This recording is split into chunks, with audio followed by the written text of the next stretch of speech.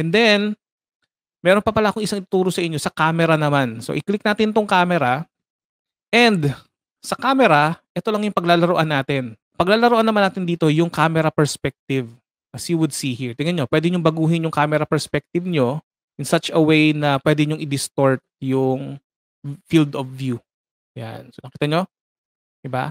Kapag 48 siya ay, specific ano natin, field of view ng tao.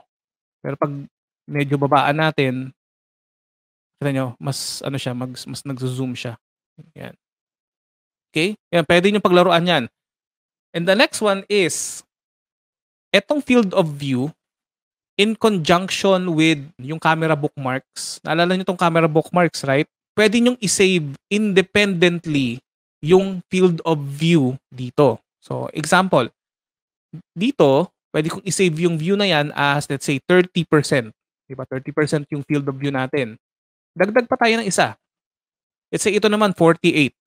48, 'di ba? 48 nilagay natin. Eh, type natin dito 48 naman. 48. Saka natin i-refresh dito sa view natin 'to. So, i-update natin yung view status. Isa pa, let's say gawin natin 'to 120. 120. Update natin dito sa field of view, 120 din. Saka natin i-update sa camera viewport. Sa camera bookmarks. So, update natin 'yan. As you would see, puwede niyong independently na i-save din yung camera perspective using the camera bookmarks. Ito. So, ako ginagamit ko 'tong technique na 'to kung gusto kong magbigay ng iba't ibang types of interpretation sa scene using this kind of field of view technique. Okay? Ginawa ko 'yan sa isang project for this, okay, as you would see here, ito, meron ako isang project dito yung tinatawag na eto, Visionary Rectangles for some strange reason, ganyan yung ginawa kong pangalan.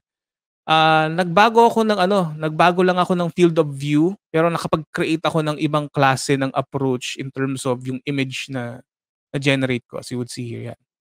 Actually, gumamit ako ng ibang field of view dito, eh. Pero isa lang talaga yung ano niyan, yung camera angle niyan, binago ko lang yung field of view. Yan. You know, as you would see here. Yan. Makita niyo medyo dramatic yung konti yung ano, yung scene. Saka parang ano lang 'to, medium render lang 'to, eh, yung ginawa ko. Yan.